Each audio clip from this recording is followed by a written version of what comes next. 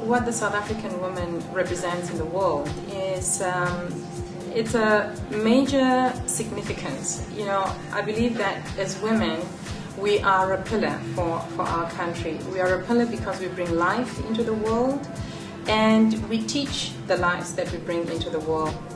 My thoughts of women and their roles in leadership is that, you know, leadership actually starts from childhood. I believe that it is instilled from what you experience around you, and I think that as people, whatever life brings towards us, there is something that we make out of it. For some people it can crush you, and for some people it can be an opportunity to build yourself. So my mountain as a child, one of them was, you know, as a 5-year-old or even as a 6-year-old, which is the vivid memories that I still have, was being brought up in a home with so many siblings, and I didn't have what I wanted. I went to school bare feet. I didn't get new underwear, and you know, the underwear that I had was what I got from my aunt, and I used to sew it up so that it could fit me. And in that time, it was a bit disgusting for me, but I couldn't say anything. But looking at it right now, it really taught me so much in my life as an adult. And another major mountain that I actually got to cross when I was as an adult is in my marriage, when I contracted HIV. And I didn't even you know that I had it. I lived with the naivety that I'm in a secure relationship, I'm a married woman, and I come from a learning that when you're in a marriage, naturally there is the security. So what I've had to do as well as a lesson was to take responsibility and say, this is my life and I'm accountable for my life. What I did realize is that in my relationship, I had put my life and my health in my husband's hands. And whenever one gets to do that, there are so many stories that are going around. There are so many women, if you get to talk to them without having to bring judgment or anything, there are so many stories that you will hear of how we actually take our lives and we put them in the person's hands. And that makes it so easy for us to make these people wrong. And people just do what they do. You can never determine or even know what a person is going to do next. So that was a major mountain for me to climb. And once I got to the peak of it, which I feel that is where I am right now, I am able to talk about my status without having to hold back.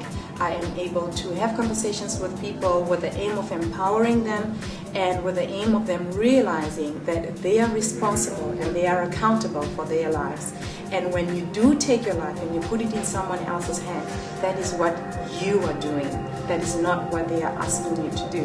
And even if they do, the person who ends up saying yes, it's you.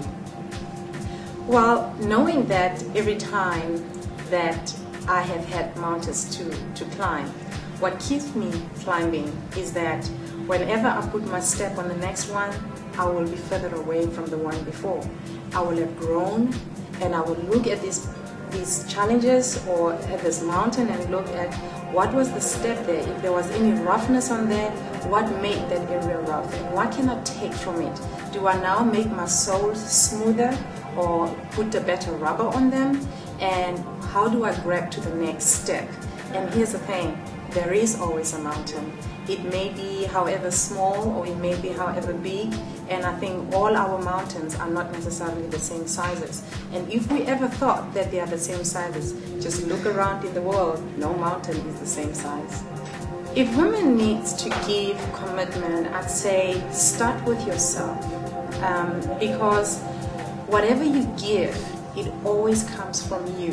Whether you give it to children, whether you give it to friends, whether you give it to your partner, to your friends, colleagues, whoever you give it to, it comes from you.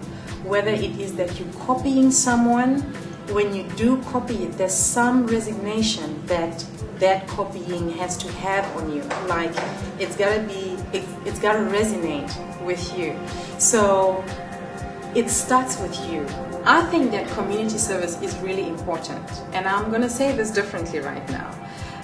But I say that it's quite interesting right now with the credit crunch, and I think there's really a lesson for us to learn, because a lot of people have actually worked themselves and say we want financial freedom and we want all these riches, and they've acquired material things that are really fancy and great, you know, and they're living at a particular standard in their lives.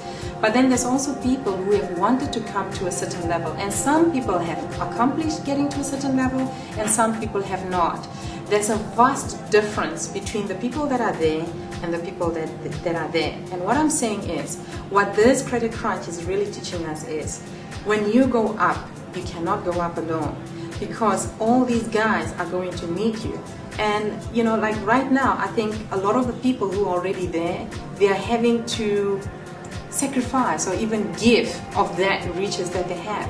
But also at the same time, is what got them there is these people. So I'm saying, when we climb, let's climb all together. And I think as communities, if you're heading fast up and you're leaving other people behind, this pattern is likely to repeat itself. And I'm saying that with all the number of years that it has happened before, it is likely that it will happen again if we continue the way that we have been continuing all this time.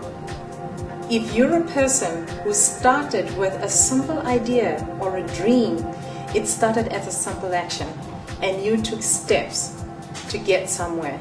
And it is with tenacity and with passion that you got to where you were. So definitely that little action that you took at some point has put you somewhere. And you know, if I have to speak to or speak about people who don't have in their lives, giving something to them, it's so great. A friend of mine always says to me, you know, honey, you're such a beautiful woman, because I come from a very conservative background where you are not supposed to smile at a guy. If you smile at a guy, then it means that you are prompting something and they will be with you, and you got to be able to take whatever it is that they've got to give. So I would avoid that kind of thing. And she used to say to me, honey, if you can give a smile to someone, even if they don't look as beautiful or as handsome as your eyes want them to look, but you would have made their day, and that's all sometimes that people are looking for. So yes, my personal message of support and inspiration to the women of South Africa is, we are rich. As an individual, you are very rich. And it is just for you to tap into that richness. And I say this because, you know, in this time of difficulty, I have come up with the most extraordinary ideas, which I knew I had, and it's ideas and things that I was passionate about as a child. But having grown up in an environment where certain things I could just not do, but that passion was always there. So, you know, from your childhood, there are things that you wanted to do, and even though someone said to you, no, not that, or not like that, that thing is probably still there. And if you can tap into it, you are the best thing that has ever come into life, and you have so much to offer. Even if you're not the one who's going to accomplish it, be willing to part with it and give it to someone who's going to make something out of it. So as an individual, I say you are very rich, and believe that.